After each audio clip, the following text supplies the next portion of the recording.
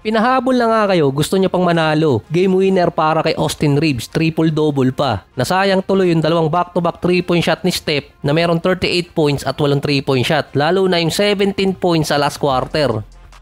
Si Austin Reeves naman nasa 26 points, 10 rebounds, 10 assists. Nagkagulo pa sa comment section samantalang si LeBron na si Steph nagyayakapan pa. So napanood nyo naman siguro yung Lakers versus Warriors. Tinapat talaga yun sa primetime dahil sa NFL Christmas game. May kahati na kasi ang NBA sa viewership tuwing Pasko.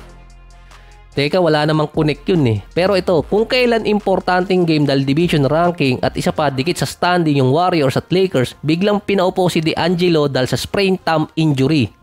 Pero bigla siyang nilagay na available sa next game versus Sacramento. Ang sinabi kasi sa report, undisclosed kung paano nakuha ni D'Angelo yung injury niya sa daliri nung last game nila versus Detroit. Kahit si JJ Redick ayaw sabihin kung paano na-injured yung kamay ni D'Lo.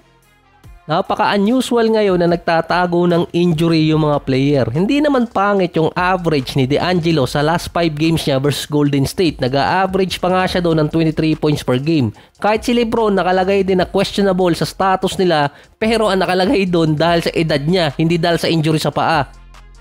Dahil nga naman pasok siya sa load management rule. Si Anthony Davis naman parang kumakanta na yung injury niya. Paa, tuhod, balikat, ulo. Ngayon nadali pa yung paa ni Anthony Davis sa first quarter, hindi na siya nakabalik. Katulad ni D'Angelo, kaya naman kasi maglaro ni Anthony Davis pero hindi niya pinilit. Ang sinabi agad ni Davis doon, maglalaro siya versus Sacramento. 3 days mula ngayon ang game nila versus Kings. Sa bagay, andun si DeMar, sure na panalo. Hindi kaya nanood ng NFL Christmas game itong si Anthony Davis dahil after ng game ng Lakers, sinabi ni LeBron, kanila pa rin ang Christmas Day.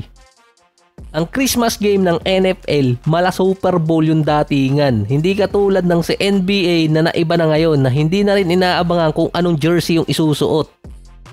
Mukhang sinusulit yung bakasyon dahil pagdating ng January, hectic schedule ulit para sa LA, 1-day interval. Prior naman sa game day ng Warriors at Lakers, si Kuminga nag-post nung nakaraan ng cryptic message na base doon mukhang mati-trade siya bago yung deadline. After ng post na yun parang nawala sa sarili itong si Kuminga. Imbes ni si Butler yung idikit sa pangalan niya sa trade, sa San Antonio naman dinidikit yung pangalan ni Kuminga na doon siya posibleng mabigay. Wag naman sabihin kapalit niya point guard. Ginawa nilang mall na puro gwardiya. Okay lang sana kung mabaliktad at maging Jaguar. Katulad ni Kuminga, si D'Angelo Russell nasa trade rumors din. Pero sinabi na ng LA nung nakaraan hindi nila ititrade si D'Lo. Gumaganda kasi ang laro ni D'Lo kapag nasa trade rumors siya.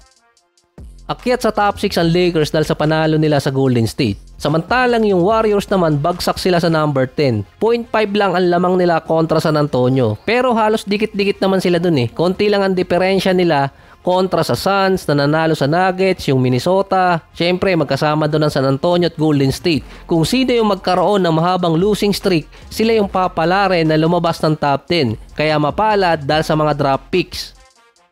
Yung ibang teams nakaantabay pa mag-upgrade galing sa trade. Kung ang Golden State walang makukuhang star player galing sa trade, lalo silang mahihirapang umangat dun.